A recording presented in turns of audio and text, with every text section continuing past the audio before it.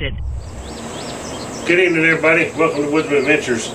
Today, as you see here, I have this is a bike rack from Versahaul. It's called the VH55RO. It has the ramp that goes on it, so it all goes together kind of with the way I have it laid out here. So we're going to just stick it all together, and I'll do some close-ups.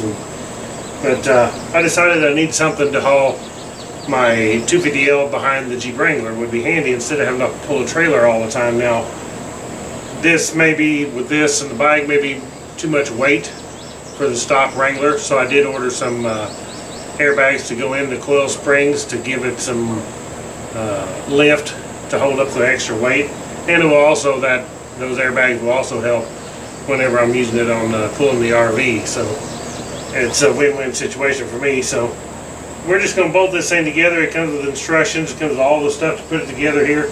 So I'll do some close-ups as I do it, and you can see exactly kind of what I'm doing. This is an extremely well-built thing. I did not expect it to actually be this well-built, but it's built for the long haul, no doubt about it. It's very tough built, extremely heavy made, so can't wait to get this going. They also, right here you can see, and they do sell a light kit you put on this. It's got a place for your license plate here. These are places to tie down your bike, and it's adjustable.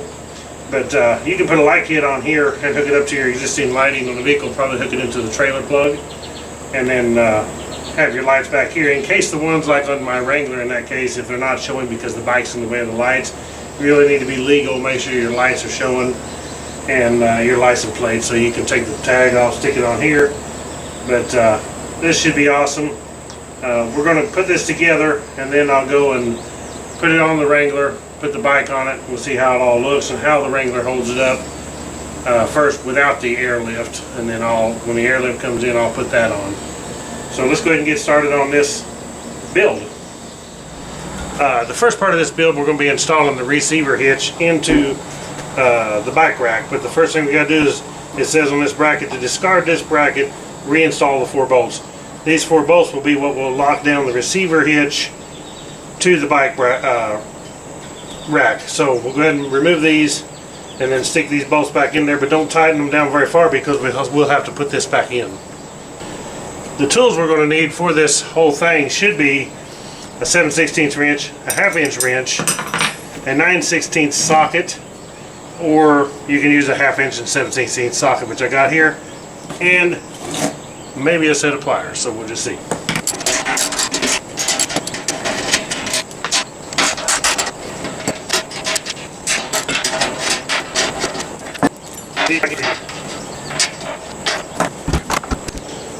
Alright, the next step we'll do is we'll stick the receiver hitch in the hole.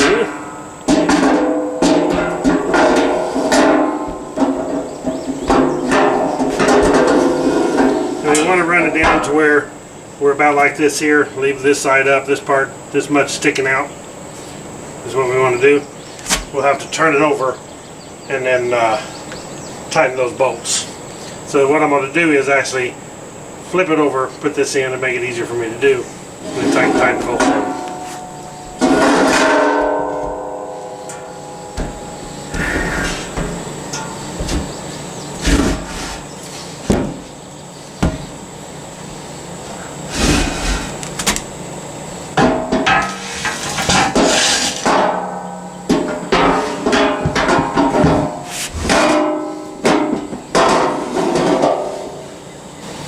Alright, right there I can feel the sticker, so I know where I'm at.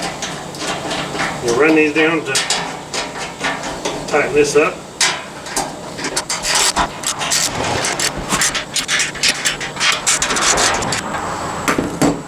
Like so.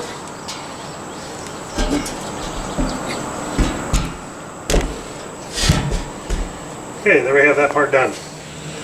Okay, our next part here is going to be the wheel stop. And then we got a wheel stop bolt to hold it. This thing is made for, depending on the length of your bike, you can actually set it in this spot for a shorter bike.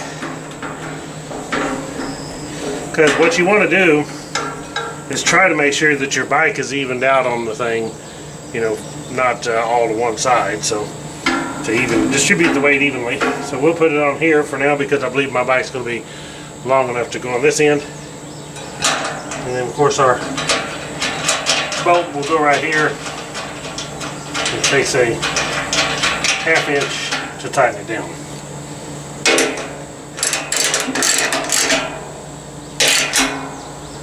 Like so. Okay, what we're going to do next is install the tie down tubes. This is a larger diameter, this is the smaller diameter, which goes inside of it. It also has a stop on here so when you put this in, like so, it will stop right there and not go in too far, and then this one will just slide inside of that. And then of course we take our 1/4 inch bolts, 7/16 hex, and they go in the end right here to tighten into that and hold it in place. For camera angle sake, I'll show you better the bolts on the other end. Alright, we'll install the tube on this end, same way. It's got a stop on it. Run it in all the way. This one sits inside here. You don't actually have to have this in before you put this in, but why not? Run our bolts in here.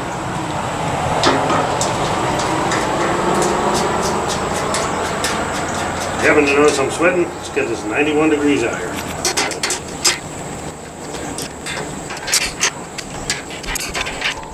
Alright, now it also does come with these clips right here, and that is made to hold this, depending on whether you got this extended out. When you tie your bike down, you would want this extended out. If you're not actually hauling the bike at the time, you can go ahead and close it in. But this clip will go on here just like this. Go over and snap on. There's one for each side of these clips. So while we're at it, we'll go ahead and put the reflectors on, because I don't have the light kit, so we'll stick these reflectors on here anyway. If we ever get the light kit, we'll have them. We'll leave the reflectors on also. So go ahead and stick these on. One goes on the other end just like that. I did actually forget to show you that this ramp lock bracket goes on this end, because this is the version with the ramp, so we have to have this installed before we put this in. Which is no problem to go ahead and do. We stick it on just like this. This thing has one of the 1/4 inch bolts that goes in the bottom here to secure it into place. Whenever we figured out where we want it, we'll tighten it down. Slide it back into here. And then tighten our bolts back down. You also have the pin that goes in there that will lock the ramp on so it don't fall off. And it's got a big key that goes in right here. And that's where the pliers will come in handy to go ahead and lock this on here. And that's a big heavy duty pin too. Like so. Now that pin, when your bracket goes on, you go in here, hold your ramp on, I'm sorry. There you go. Alright, next up we have the ramp lock bracket here. We will just get these screws barely started in here so they're not sticking out too far. And it just will slide over the receiver hitch like this. They're lined up. We probably want it spaced so we're not bumping up against this, space it out a little bit. And then we'll tighten those bolts up into the bottom to hold on the receiver.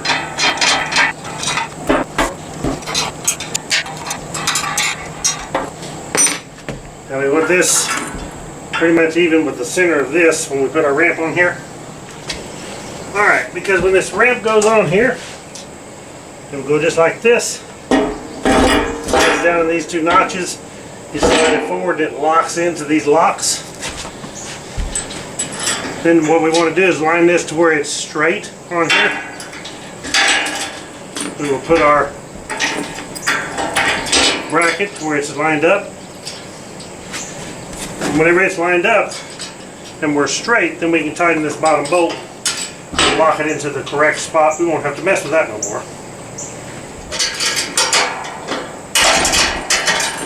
Okay, now that we have that, our pin will go in here like this. We can securely put it in the right direction where snaps in the way you want that. Okay, now it's securely in there. It's not going to come off at all, no matter what kind of rough road we go on. We got it all the way assembled. It's back in here. Put my clip in here.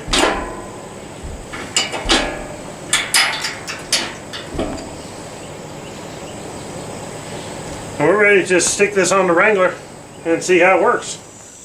Alright, now we got the bike out here, got the hitch out here, so we're going to go ahead and see how one person can do this. I got me a couple tie downs to tie it down once I get it on here. We'll go ahead and stick it in the receiver first, but I want to remove the ramp first. You know, if I'm going to be picking it up and setting it in here, just going to take the ramp off and make it lighter. Before I do, it's easy to remove the ramp. Should be able to just grab it here by the back.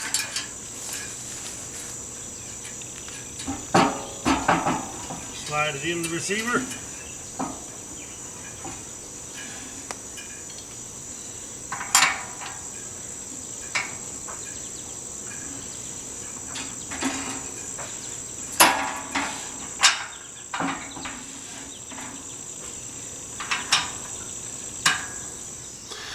Alright, when you put this on, I didn't show it but I need to now, that you need to put on your anti-tilt lock bracket. And what this bracket does is it slides up on your hitch. You put this on before you install it, and then it slides up on here, and these bolts will tighten up, and what that does, it locks this thing to where your whole hitch is not moving around everywhere, up and down and around. This makes it solid up instead of being some people call it anti-rattle, but it's really not for rattling. It's for making the thing tilt, so this will hold it straight. So what you do is you slide it all the way up, and it has 3 bolts. It has one here, and then one in the front. You tighten these 2 rear bolts first, and then you tighten this front one, and that will lock this thing on there and make it real solid, and your bike won't be flopping around all over the place. So we'll go ahead and just tighten these up.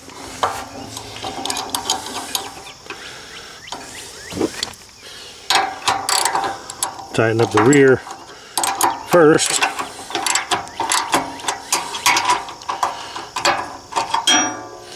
This is an extremely heavy duty one. I've had some on the other hitches, but they've never been nothing like this. So this is a really good one. Then we tighten up the front one after we get the 2 rear tight.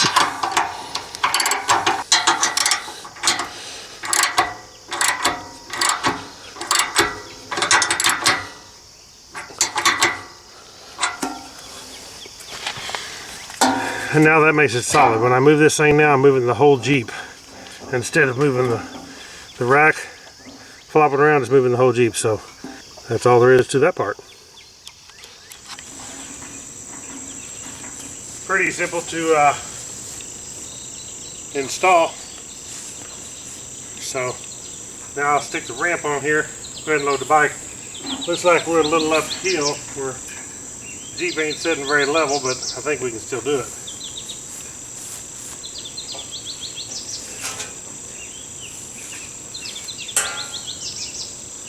This thing's made where this end here hooks right into this right here, just like that. I'll be plenty strong. And put my tie downs up here.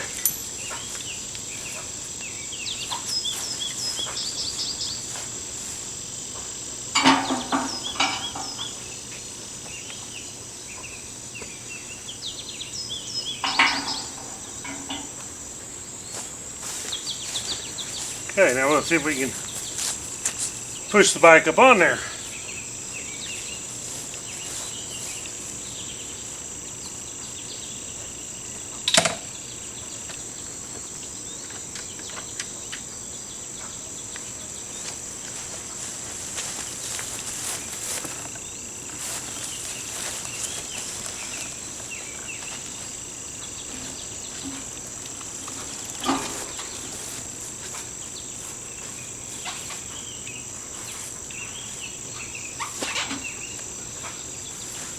That was actually extremely simple. Put my tie downs on.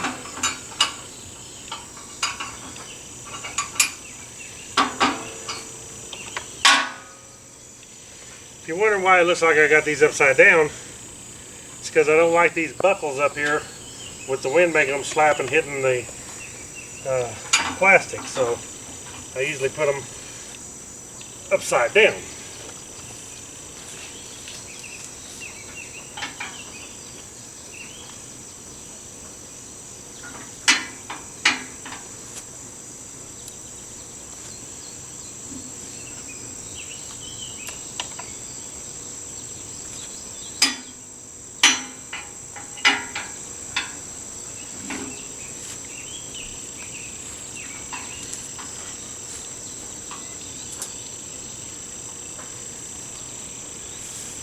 That was extremely simple. The rear one here, we will just put it over the tire, but before we do, we want to stick our ramp back on, because this part's on the other side of it, where you hook the strap.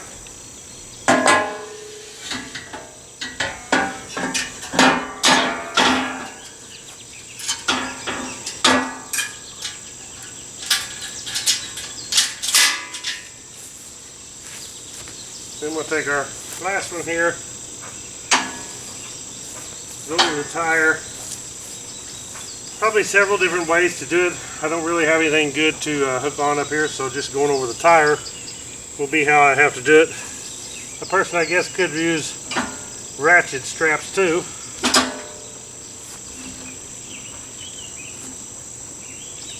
In case you was worried about it.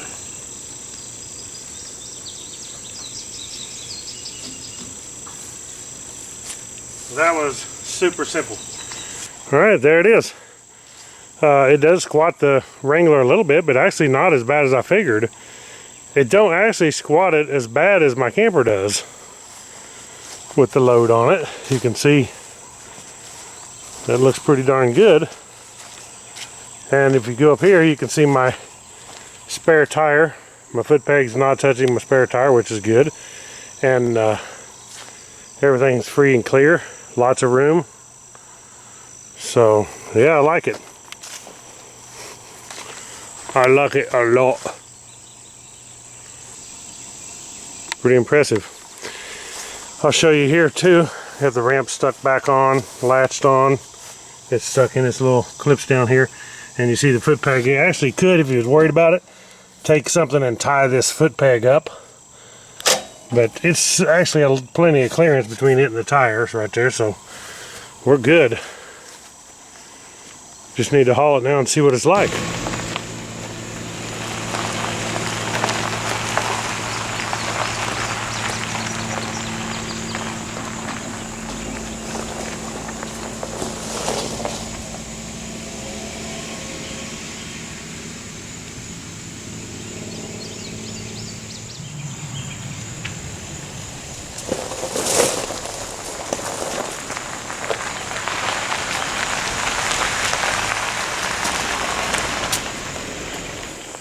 Alright guys, that's the Versahaul VH55RO. The model that comes with the ramp. You can get it without the ramp too, but I'll post a link. Of course, it's right here, Versahaul.com, but I'll post a link below and you can check them out. So this ought to make it real nice hauling the 250L to far off locations instead of riding it all the way and then just unload it and go. So thank you all for watching Woodzman Adventures. Click the thumbs up on this video, subscribe if you're not. Catch y'all on the next one. Right on.